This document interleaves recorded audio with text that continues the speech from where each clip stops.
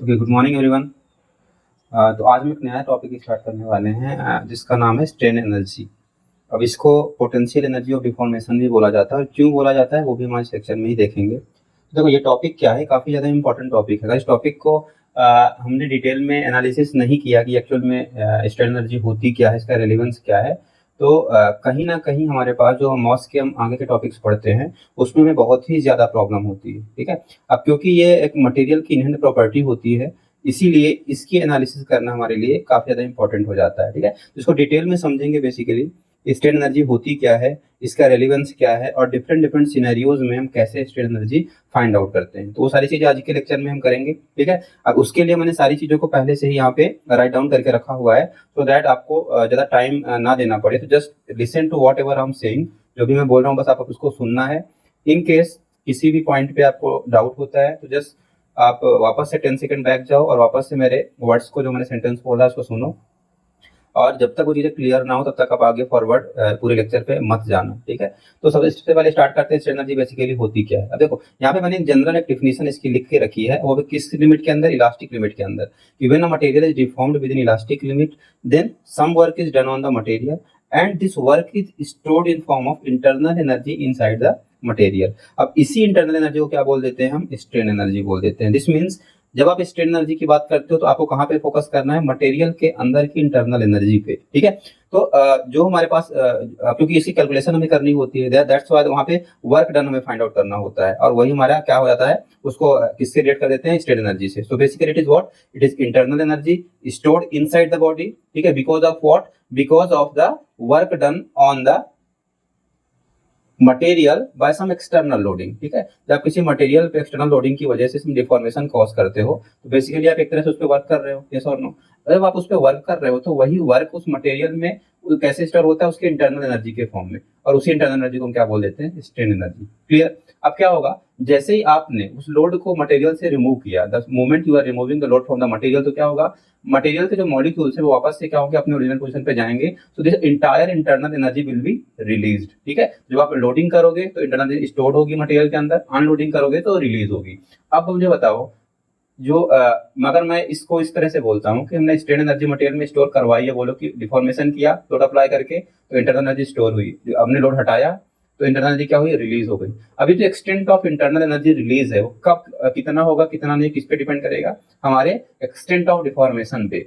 अगर आपने मटेरियल पे इलास्टिक डिफॉर्मेशन किया है, इलास्टिक रेंज में डिफॉर्मेशन किया है बेसिकली, तो आपके पास क्या होगा, पूरी की पूरी इंटरनल एनर्जी लोड रिमूव करने पे रिवर्ट बैक हो जाएगी, या बोलो कि रिलीज होगी, और आपका मटेरियल ओरिजिनल स्टेट पे आ जाएगा, मतलब पूरी इंटरनल एनर्जी रिलीज हो जाएगी। लेकिन अगर आपने इसी मटेरियल का डिफॉर्मेशन इलास्टिक रेंज के बियॉन्ड प्लास्टिक रीजन में कर दिया तो क्या होगा, फिर ऐसा होगा कि जब आप लोड रिमूव करोगे तो क्या है, सारी की सारी एनर्जी वापस से रिलीज हो जाएगी, मतलब मटेरियल अपने ओरिजिनल पोजीशन पे तो कभी जाएगा ही नहीं। आपको पता है, अगर प्लास्टिक रेंज में जाके आपने डिफॉर्मेशन मटेरियल का किया तो it is not possible to get zero deformation at the end. आपके पास कुछ ना कुछ स्ट्रेन मटेरियल के अंदर हमेशा रहेगी, तो आपके पास ये एंटायर स्ट्रेन एनर्जी क्या आपको वापस से रिलीज, या बोलो कि इंटरनल एनर्जी वापस से सारी सारी रिलीज हो जाएगी, नहीं रिलीज होगी। ठीक है, क्योंकि समवॉट डिफॉर्मेशन इज लेफ्ट। अब हो क्या रहा है बेसिकली यहाँ पे, still we are talking about the strain energy beyond elastic limit, और वहीं पे हमारे पास कॉन्सेप्ट्स आते हैं कुछ, जैसे कि आपके पास टफनेस का कॉन्सेप्ट आता है। हमने पहले भी लेक्चर पे पढ़ा हुआ है कि टफनेस क्या होता था, इट इज स्ट्रेन एनर्जी, या बोलो energy absorbed by the body up to the point of fracture. Fracture point तक जो हमारे पास मटेरियल एनर्जी एब्सॉर्ब करता है उसको क्या बोलते हैं, हमारे पास टफनेस बोलते थे उस टाइम पे। ठीक है, तो याद रखना यहाँ पे बाउंड्री लाइन क्या है हमारे पास। आप लोगों को सबने फर्स्ट लॉ ऑफ थर्मोडायनेमिक्स पढ़ा हुआ है, यस और नो।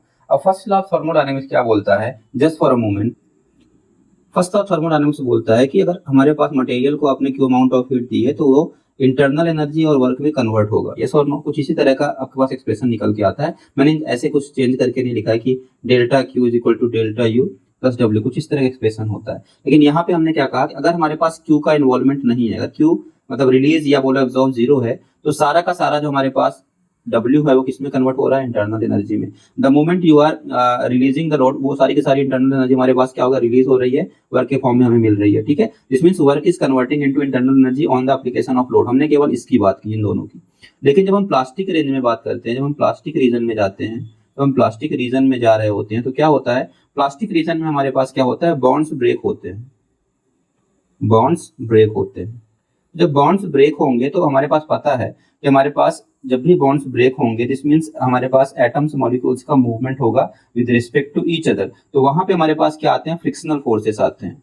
वहां पे हमारे पास फ्रिक्शनल फोर्सेस आते हैं। जब फ्रिक्शनल फोर्सेस आते हैं तो वहां पे हमारे पास क्या होती है, एनर्जी रिलीज होती है, एनर्जी रिलीज होती है। इसीलिए आप लोगों ने देखा होगा जब भी आप किसी भी मटेरियल को स्ट्रेन करते हो, उसका डिफॉर्मेशन करते हो, तो क्या होता है, डिफॉर्मेशन के बाद कभी आप उस एरिया को टच करना, वो हीट अप हो जाता है, ठीक है। This means amount of energy is released as well. तो वहां पे इंटरनल एनर्जी भी रहेगी और some amount heat is also released from inside from the material. तो वहां पे एक तो इंटरनल एनर्जी के फॉर्म में चीजें स्टोर होंगी, दूसरी हमारे पास हीट के फॉर्म में रिलीज भी हो रही होती है। किस रीजन में, प्लास्टिक रीजन में।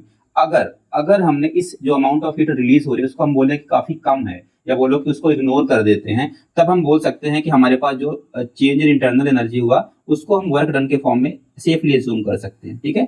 तो इलास्टिक रेंज में भी हम यही करते थे, प्लास्टिक रेंज में भी हम यही कर रहे हैं। हम क्या कर रहे हैं, जो हीट रिलीज हो रही है उसको हम इग्नोर कर रहे हैं for the time being, because हमारे पास जो चेंज इन इंटरनल एनर्जी है वो काफी ज्यादा है, हम उसको एज्यूम कर रहे हैं कि वो काफी ज्यादा है कंपेयर टू हीट रिलीज्ड, ठीक है। तो for all the mathematical calculations usually जब हम मॉस पढ़ते हैं तो मॉस में तो ऐसे हम यील्ड पॉइंट के बियॉन्ड जाते नहीं, बिकॉज हम एज्यूम करते हैं कि मटेरियल फेल हो गया। लेकिन जब भी कुछ कॉन्सेप्ट आते हैं, टफनेस का कॉन्सेप्ट आ गया हमारे पास, वहां पे हम एनर्जी की बात कर रहे हैं, तो वहां पे हम इस हीट वाले टर्म को इग्नोर कर देते हैं और हम एज्यूम करते हैं कि हमने जो वर्क डन किया वो स्टिल इंटरनल एनर्जी में ही कन्वर्ट हो रहा है, और उसी के बेसिस पे हम क्या कर रहे हैं, कैलकुलेशन कर रहे हैं। तो हम बाद में देखते हैं कि हमारे पास एरिया निकालते हैं, हम स्ट्रेस स्ट्रेन कर्व का जो एरिया की वैल्यू आती है वही हम मान लेते हैं कि यही हमारा क्या है, टफनेस की वैल्यू है मटेरियल की, ignoring the amount of heat, ठीक है। हम मान लेते हैं कि सारी की सारी जो हमने रप्चर किया, जो उसको ब्रेक किया दो पीसेस में, because by applying some tensile load, उसकी वजह से जो डिफॉर्मेशन हुआ, तो जो स्ट्रेन एनर्जी उसमें अब्सॉर्ब हुई, वही एनर्जी हमारे पास डिफॉर्मेशन के बाद क्या मिल रही है, और वो किससे आती है, एरिया अंडर द कर्व, उस एरिया कर्व के अंदर के एरिया को। But that is not exact value, the reason being क्योंकि आपको एक तो वही आप एरिया को कैलकुलेट करना इज नॉट दैट इजी। अगर आपने कैलकुलेट भी कर लिया तो आपने वहां पे क्या इग्नोर किया है, अमाउंट ऑफ हीट जो कि मटेरियल में रिलीज हुई है। अगर आपको उसको भी कंसीडर करोगे तब जाके आपके पास एग्जैक्ट वैल्यू मिलेगी, ठीक है। लेकिन फिर भी for all the consideration we will assume कि जितना हमने वर्क डन किया वो हमारे पास एरिया के फॉर्म में अवेलेबल है, उसी को हम टफनेस बोल देते हैं। That gives approximately the approximate value, but we are assuming कि हाँ हमारे पास यही टफनेस की वैल्यू आती है, ठीक है। याद रखना फर्स्ट क्लास से थोड़ा सा रिलेट किया है, क्योंकि हमारे पास वहाँ पे हीट का रिलीज भी होता है, प्लास्टिक डिफॉर्मेशन करते हैं तो, बट यहाँ पे जो हम फोकस करेंगे वो इलास्टिक रेंज में ही करेंगे, बिकॉज इलास्टिक रेंज में सारी की सारी एनर्जी क्या हो जाती है, रिवर्ट बैक हो जाती है, जो इंटरनल एनर्जी के फॉर्म में होती है। जब हम लोड रिमूव करते हैं तो वही हमें क्या मिल जाता है, डिफॉर्मेशन के फॉर्म में, या बोलो कि स्ट्रेन एनर्जी के फॉर्म में हमें अवेलेबल हो जाता है, ठीक है। Clear concept. हमारे पास स्ट्रेन एनर्जी का कॉन्सेप्ट क्या है, इंटरनल एनर्जी जो मटेरियल के अंदर एब्जॉर्ब होगी उसी को हम क्या बोल देते हैं, हमारे पास स्ट्रेन एनर्जी। और वो कैसे कैलकुलेट करते हैं, work done on the material by some applied load, जो भी हमारे पास लोड अप्लाइड है उसने जो भी वर्क डन किया हुआ है उसी के थ्रू हम इसको कैलकुलेट करते हैं, ठीक है। प्लास्टिक रेंज का मैंने कॉन्सेप्ट बता दिया कि वहां पे हीट भी रिलीज होती है, but we are not considering that particular part, because हम एज्यूम करते हैं कि that part is almost negligible, so still we can calculate by calculating the area inside the curve, कि हाँ ठीक है जितना हमने वर्क डन किया वो ये है। अगर हम एरिया फाइंड आउट कर लेते हैं तो वही हमारे पास एनर्जी हो जाती है जो मटेरियल ने रिलीज की होगी, या बोलो मटेरियल ने एब्जॉर्ब करी होगी, उसी को बाद में हम क्या बोल देते थे, टफनेस, ठीक है। वहां पे हमने क्यू वाले पार्ट को इग्नोर किया था, though we have to consider, but since the magnitude is not that much compare to the change in internal energy, तो हम इसीलिए इसको लगभग इग्नोर कर देते हैं, ठीक है। तो हम क्या करेंगे, इसमें कॉन्सेप्ट हमेशा लेके आएंगे इसका, चेंज इन इंटरनल एनर्जी और वर्क डन का, whenever we are calculating what, strain energy. Clear, okay. तो वापस से यहाँ पे आ गए, इसीलिए देखो यहाँ पे मैंने इलास्टिक लिमिट वाला ही पार्ट लेके रखा है और कुछ नहीं किया है।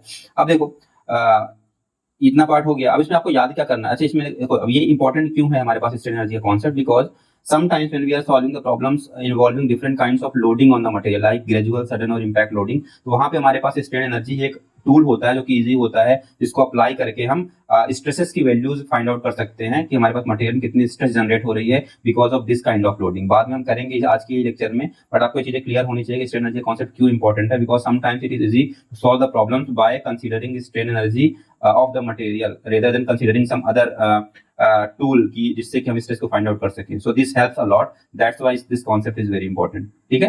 अब देखो यहाँ पे एक चीज आपको याद रखने की, ये मैथमेटिकल पार्ट है बेसिकली, कि जब भी आपको बोला जाए स्ट्रेन एनर्जी निकालो तो क्या मैंने बोला, स्ट्रेन एनर्जी कैसे निकालोगे, एक्चुअली वो होती क्या है, इंटरनल जो मटेरियल के अंदर स्टोर होती है, निकालते कैसे हैं, work done by load on the material, ठीक है। अब वो किसके बराबर होती है, change in potential energy of load. इसका क्या मतलब हुआ, जब भी किसी भी मटेरियल पे आप लोड अप्लाई करते हो तो उस लोड के एप्लीकेशन की वजह से क्या होता है, उसमें डिफॉर्मेशन, जब डिफॉर्मेशन होगा, अगर हम सपोज डेल्टा डिफॉर्मेशन डिफॉर्मेशन हुआ, तो उस डेल्टा डिफॉर्मेशन की वजह से क्या होगा, जो लोड आपने अप्लाई किया था उसकी पोटेंशियल एनर्जी में चेंज आया। आपने अगर एक पर्टिकुलर एक लेवल लिया होगा जहाँ पे जीरो पोटेंशियल एनर्जी जूम की होगी, तो उससे जैसे डेल्टा नीचे या ऊपर गया उसमें क्या हुआ, हमारे पास चेंज इन पोटेंशियल एनर्जी हुआ। तो उसी चेंज इन पोटेंशियल एनर्जी को हम क्या करते हैं, वर्क के फॉर्म में मेजर करते हैं, और उसी वर्क डन को जो हम निकाल लेते हैं तो हमारे पास क्या बन जाती है, हमारे पास स्ट्रेन एनर्जी बन जाती है। ठीक है, अभी देखेंगे हम डिफरेंट केसेस के लिए। तो सबसे पहले हमारे पास केस है क्या, strain energy in simple tension. अब सिंपल टेंशन से सबको पता है, आइडिया है कि हमारे पास जो लोडिंग होगी यहाँ पे क्या होगा, यूनिडायरेक्शनल होगी। जिसमें हमारे पास कोई भी स्पेसिमेन होगा, आपने टेंसाइल का कैसे देखा, छोटा सा डायग्राम यहाँ पे बना ही देता हूँ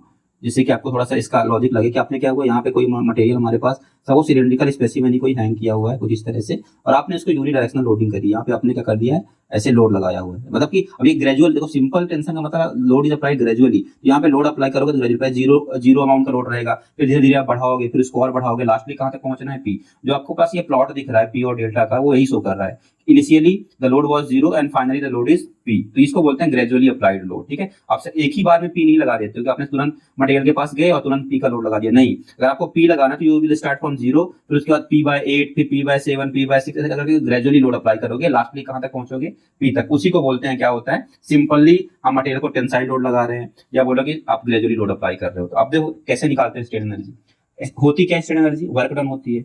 अब वर्क डन कैसे निकालते हैं, आपको ये चीज पता होनी चाहिए। वर्क डन बेसिकली हम निकालते हैं, हमारे पास हमेशा ये कॉन्सेप्ट देखो याद रखना, वर्क डन के लिए work done force into deformation नहीं होता, work done force into displacement नहीं होता। वर्क डन क्या होता है, एवरेज फोर्स इनटू डिस्प्लेसमेंट। याद रखना, एवरेज फोर्स इनटू डिस्प्लेसमेंट। अगर आपके मटेरियल में थ्रू आउट लोड लग रहा है पी, तब तो हम मान सकते हैं कि हमारा एवरेज लोड भी पी हो जाएगा। लेकिन अगर मटेरियल में हमारे पास लोड जीरो से स्टार्ट होकर लीनियरली वेरी करके पी तक जा रहा है, तो हमें वहां पे एवरेज लोड लेना पड़ेगा, बोलो एवरेज फोर्स लेना पड़ेगा, तब हम क्या निकाल पाएंगे, वर्क डन। तो वर्क डन हमेशा क्या होता है, एवरेज फोर्स इनटू डिस्प्लेसमेंट। बोलो यहाँ पे डिस्प्लेसमेंट किससे रिप्लेस हो गया है, इलॉन्गेशन से। एवरेज फोर्स क्या आएगा यहाँ पे, 0 + p/2, यस और नो, इनटू डिफॉर्मेशन हमारे पास क्या है, बोलो इलॉन्गेशन डेल्टा। तो हमारे पास strain energy in case of gradually load applied क्या आई, 1/2 p इनटू डेल्टा।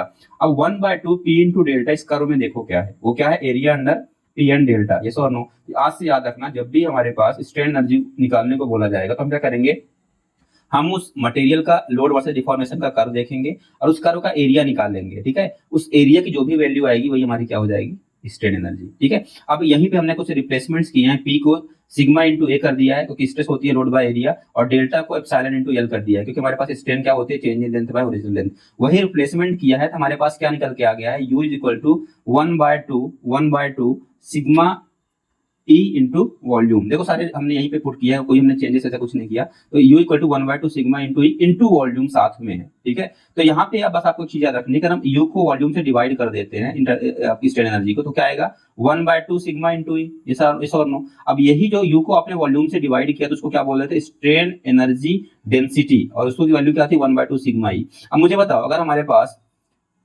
सिग्मा और ई का प्लॉट दे रखा है, तो अगर आपके पास सिमिलर प्लॉट होगा जैसे पी डेल्टा का है, ठीक उसी तरह का प्लॉट इसका भी होगा, तो अगर मैं अगेन आप उस एरिया को निकाल लो, आपने अगर उस एरिया को फाइंड आउट कर लिया है जो कि सिग्मा और ई का, यहाँ पे मैं छोटा सा बना देता हूँ इसको हटा के, अगर आपके पास डेल्टा और अभी पी और डेल्टा में था, अभी क्या है सिग्मा और एप्सिलॉन में है।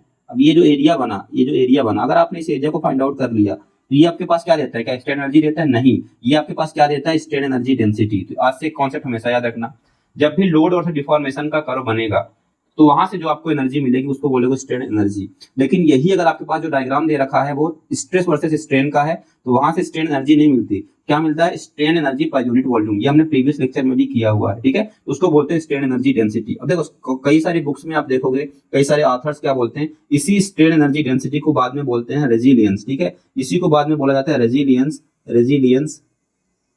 ठीक है, वैसे तो टर्म थोड़ा सा अलग होता है, लेकिन आप अगर इसकी वैल्यू फाइंड आउट करोगे रेजिलियंस की, तो एग्जैक्ट यही वैल्यू आती है 1/2 सिग्मा एंड ई। अब रेजिलियंस क्या होता है, बेसिकली वही होता है कि तो मटेरियल पे आपने लोड लगाया, उसके बाद अनलोडिंग करी, तो क्या होता है वो वापस से अपने ओरिजिनल पोजीशन पे आ जाए। स्ट्रेन एनर्जी कुछ इस तरह से काम कर रही थी। ठीक है, इसीलिए दोनों टर्म जो होते हैं वो इंटर रिलेटेड होते हैं। बोलो कि कभी स्ट्रेन एनर्जी डेंसिटी का टर्म यूज करते हैं, कभी रेजिलियंस का टर्म यूज कर लेते हैं। ठीक है, तो दोनों आपस में कोरिलेटेड है। बाकी रेजिलियंस क्या होता है, हमने प्रीवियस के लेक्चर में कभी न कभी जब हमने स्ट्रेस वर्सेस स्ट्रेन का डायग्राम पढ़ा था वो देखा हुआ है, तो मैं इसमें डिटेल पे नहीं जा रहा हूँ। हूँ, बस यहाँ पे आपको बस मेंशन करना था मुझे कि स्ट्रेन एनर्जी डेंसिटी को कभी कभी हम रेजिलियंस से भी रिप्लेस कर देते हैं, ठीक है। तो याद रखना, स्ट्रेन एनर्जी को नहीं करते, स्ट्रेन एनर्जी डेंसिटी को करते हैं रेजिलियंस कॉन्सेप्ट से रिप्लेस, ठीक है। उसकी वैल्यू क्या होती है 1/2 sigma, that is area under stress and strain curve, ठीक है। अब इसी को थोड़ा सा मैंने रिप्लेस करता गया हूँ, थोड़ा सा मॉडिफाई करता गया हूँ, यही strain energy density 1/2 sigma square by E भी हो जाती है। और अगर आप सिग्मा को रिप्लेस करेंगे एप्सिलॉन के टर्म्स में तो वही हो जाएगी ई एप्सिलॉन स्क्वायर बाय 2, ठीक है। तो ये डिफरेंट डिफरेंट वेज है, अगर आपको स्ट्रेन दिया हो स्ट्रेन एनर्जी निकालनी हो,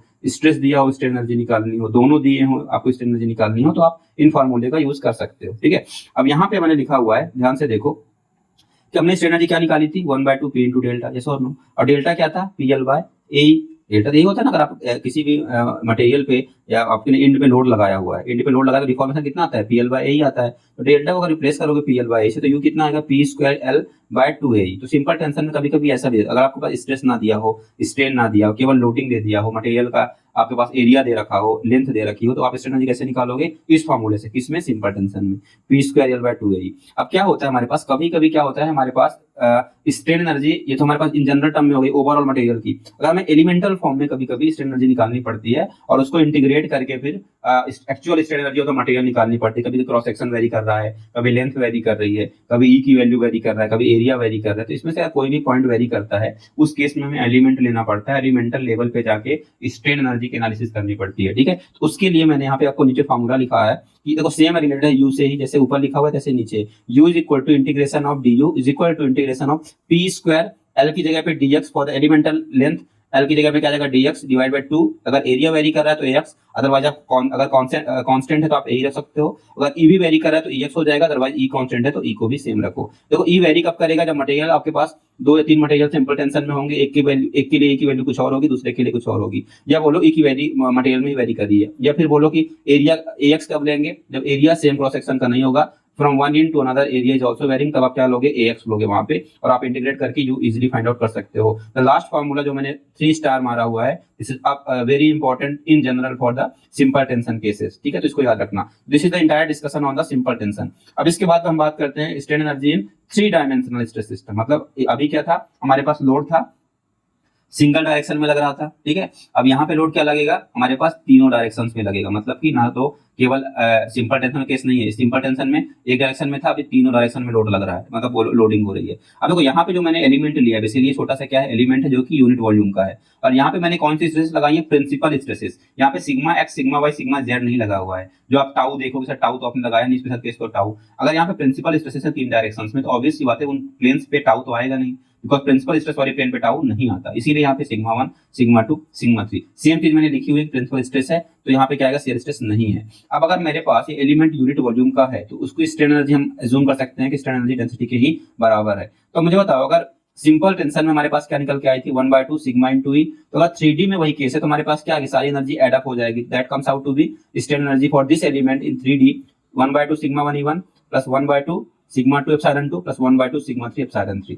अब हम इसमें कुछ नहीं करेंगे, हम एप्सिलॉन 1 एप्सिलॉन 2 एप्सिलॉन 3 को, जो कि हमने रिलेशन पढ़ा था किस किस में, स्ट्रेस और स्ट्रेन में, प्रिंसिपल स्ट्रेस है तो प्रिंसिपल स्ट्रेन में जो रिलेशन लास्ट लेक्चर पे किया था उसमें से हम स्ट्रेन की वैल्यू इनमें सब्स्टिट्यूट कर देंगे पहले इक्वेशन में, ए इक्वेशन में।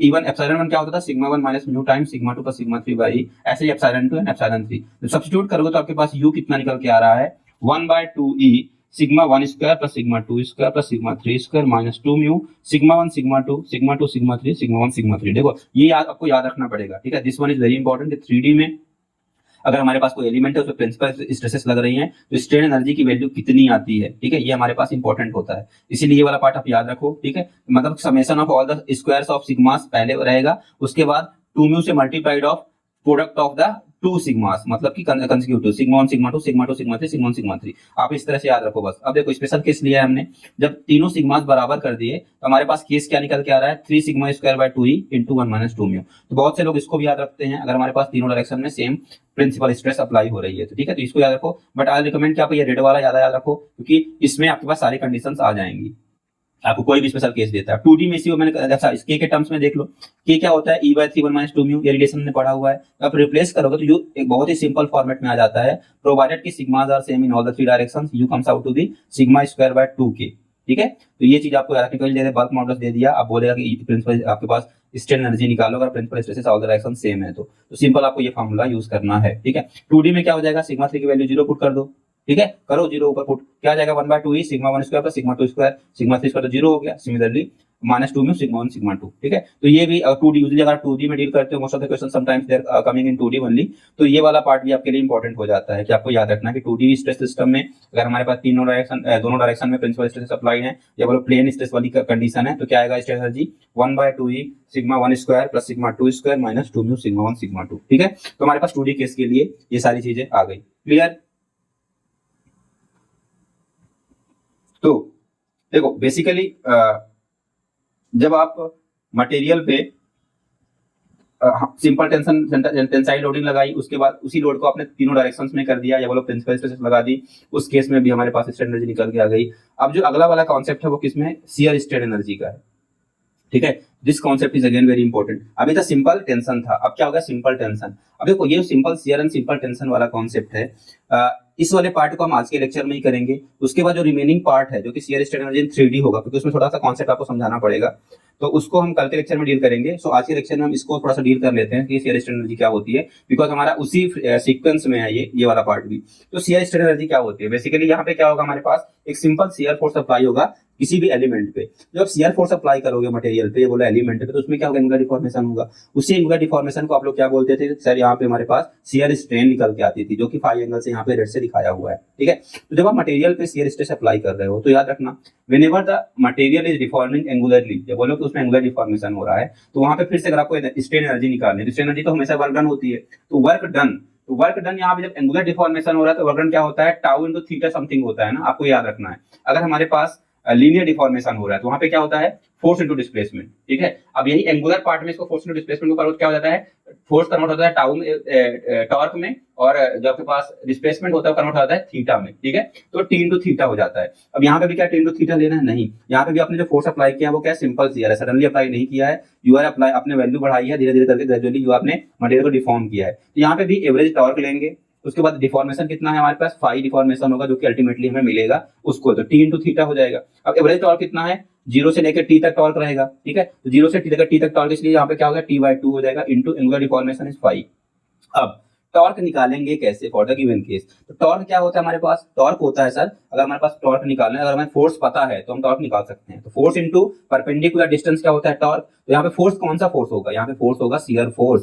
तो शियर फोर्स किससे निकलता है, शियर स्ट्रेस से निकलता है। तो सबसे पहले हम लिख लेते हैं शियर फोर्स इनटू जो दो प्लेन्स हैं जिनके बीच में डिफॉर्मेशन हो रहा है उनके बीच का डिस्टेंस, वो कितना है, h है, परपेंडिकुलर डिस्टेंस h है। तो हमारे पास यूएस स्ट्रेन एनर्जी कितनी निकल के आ गई, 1/2 shear force into h into phi. अब देखो शियर फोर्स को वापस से किसमें कन्वर्ट करना है, शियर स्ट्रेस में, क्योंकि लास्टली हमें मटेरियल से डील कर रहे हैं, हमें फोर्स नहीं चाहिए, हमें स्ट्रेस चाहिए, ठीक है। तो यहाँ पे शियर फोर्स कितना होगा, शियर स्ट्रेस इनटू एरिया। तो हमने ये सारी चीजें कर ली, तो हमारे पास फॉर्मूला क्या निकल के आया, 1/2 shear stress into shear strain into area into H, या बोलो कि वॉल्यूम ऑफ द मटेरियल। तो लास्टली अब हम अगर फाई को रिप्लेस करते हैं शियर स्ट्रेन को शियर स्ट्रेस और मॉडुलस ऑफ रिजिडिटी के टर्म्स में, तो क्या निकल के आता है formula, shear strain is equal to tau square by 2g into volume. और अगर वॉल्यूम को आप डिवाइड कर दोगे स्ट्रेन एनर्जी, तो क्या निकल के आएगा, shear strain energy density, and that comes out to be tau square by 2g। अब इसी में मैंने थोड़ा सा चेंजेस किए हैं जस्ट फॉर द क्लैरिफिकेशन, क्योंकि टॉर्जन वाला केस अभी हम नहीं पढ़ेंगे, हम लेटर जब पढ़ेंगे टॉर्जन, हम एक्चुअली पढ़ेंगे मॉस में, तब हम देखेंगे।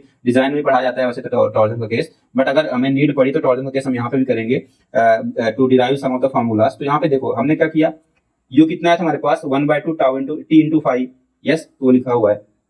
अब जब आप टॉर्जन पढ़ोगे तो आप देखोगे कि यही जो फाई एंगुलर डिफॉर्मेशन यहाँ पे कितना था, शियर स्ट्रेन के बराबर है, वहां पे क्या होता है, वो थीटा के बराबर होता है। और उस थीटा की वैल्यू कितनी निकल के आती है, TL/GJ। आप जिन लोगों ने फार्मूला नहीं पढ़ा है उसमें कंफ्यूज मत होना, जो अभी के लिए बस याद रख लो, थीटा कितना निकल के आता है, TL/GJ। टी क्या है, टॉर्क, L क्या है, लेंथ ऑफ द हमारे पास शाफ्ट या बोलो बार, G क्या है, मॉडुलस ऑफ रिजिडिटी, और J क्या है, पोलर मॉडुलस ऑफ, या बोलो पोलर मॉडुलस है बेसिकली मटेरियल का, ठीक है। तो थीटा इतना आता है। अगर हम फाई की जगह थीटा पुट कर देते हैं तो फार्मूला क्या आ गया स्ट्रेन एनर्जी का, T²L/2GJ। तो याद रखना सिंपल टॉर्जन की जब भी बात करोगे तो उसमें strain energy per unit volume कितनी निकल के आती है, T²L/2GJ। अब इसी को मैंने एलिमेंटल लेंथ में, याद रखना सिंपल टॉर्जन में एलिमेंटल लेंथ के लिए मैंने यहाँ पे लिख के रखा हुआ है, and that is integral of small D U and that is equal to T square, L की जगह में फिर से वही डी एक्स और by 2g into J X. अगर जी भी वेरी करना चाहते हो आप तो कर सकते हो, अगर वहां पे वेरिएशन है तो जे में वेरिएशन है तो वो भी कर सकते हो, अगर नहीं है तो मत करो, T square into D X ही रहा आएगा।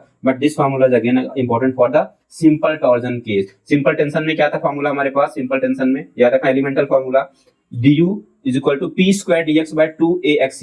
यहाँ पे क्या आ रहा है, पी की जगह पे क्या आ गया, याद तक हमने बताया ना कि लोड अगर एंगुलर वाला पार्ट है लोड किससे रिप्लेस हो जाता है, टॉर्क से, लेंथ तो लेंथ ही रहेगी।